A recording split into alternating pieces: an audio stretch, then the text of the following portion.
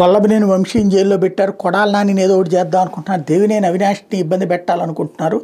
వీళ్ళందరూ సొంత సామాజిక వర్గం వాళ్ళే. కాకపోతే వీళ్ళు లోకేష్ కంటే చంద్రబాబు కంటే అందంగా ఉంటారు, గ్లామరస్గా ఉంటారు. కాబట్టి వీళ్ళు ఎదిగిపోతారన్నటువంటి భయంతో వీళ్ళు ఇంకా నాలెడ్జ్ ఉన్నటువంటి వాళ్ళు కాబట్టి ఆ ఉద్దేశంతో వీళ్ళని తొక్కేస్తున్నారు. ఈ మాట అనగానే అందం ఏంటి, జగన్కి మతి తప్పిందా, లేకపోతే ఇట్లాంటి మాటలు విమర్శలు ఇవన్నీ నడుస్తున్నాయి. ట్రోల్స్ నడుస్తున్నాయి, మీమ్స్ నడుస్తున్నాయి. అయితే ఇక్కడే అసలు లాజిక్ ఉంది, దీని వెనకాల చిన్న మ్యాజిక్ ఉంది.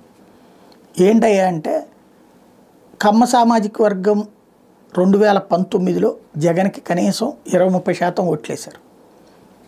వసంత కృష్ణ ప్రసాద్ గెలిచిన, లావు శ్రీకృష్ణదేవరాయలు గెలిచిన, అట్లా కొడాల నానైనా, వల్లభనేని వంశీ అంటే తెలుగుదేశం తరపున గెలిచారు. కొడాల నాని గెలిచిన అంటే కమ్మ సామాజిక వర్గం ఏమీ కంప్లీట్గా డిజోన్ చేసుకోలేదు.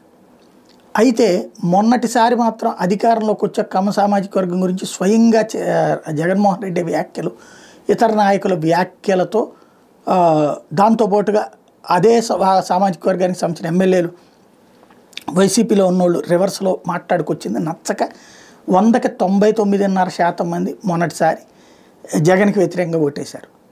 ఇప్పుడు మనం అవునన్నా కాదన్నా కొన్ని ప్రాంతాల్లో కొన్ని సామాజిక వర్గాల ప్రభావం ఉంటుంది.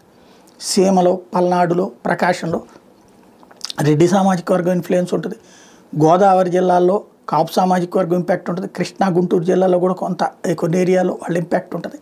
కమ్మ సామాజిక వర్గానికి సంబంధించి దాదాపు 5-6 జిల్లాల్లో ఇంపాక్ట్ ఉంటుంది.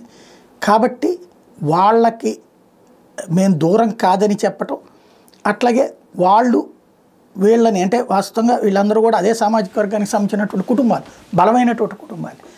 వీళ్ళని మీరు కూడా అబ్జార్బ్ చేసుకోండి అని చెప్పే ప్రయత్నం. అంటే వీళ్ళు మీ సామాజిక వర్గం నుంచి ఘనమైనటువంటి గుర్తింపు ఉన్నోళ్ళు, నేను తోడున్నాను వీళ్ళకి అని చెప్పేటటువంటి ప్రయత్నం చేసుకొస్తున్నారు. అంత మాత్రాన మారిపోతుందా అంటే ఒకసారి ప్రారంభమైనటువంటి నెగిటివ్ అంత తొందరగా పోయేది కాదు.